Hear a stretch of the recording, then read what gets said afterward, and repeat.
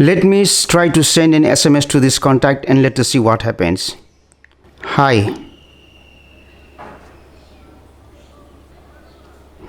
You can see the same SMS shows in my SMS application. Now let us understand why this happens. So what you have to check is, you have to check whether you are sending SMS to a phone number or if you are sending SMS to a contact who is using your Apple ID.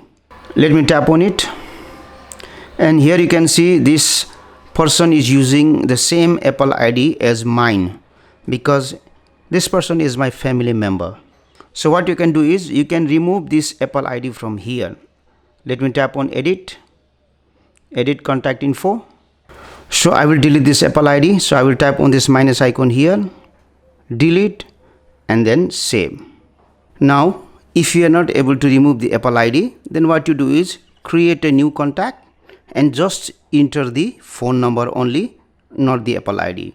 So after that, what you do, again try to send the SMS. So let me compose a message and let me look for the contact. Now here still I have two contacts with the same name. One is having the email ID and the other one is having the phone number. So I created a new contact with the phone number only. So I will select the contact with the phone number and then I will send the message. Now this time you will not receive the same SMS that you send. Thanks for watching. Please subscribe for more tips and tricks.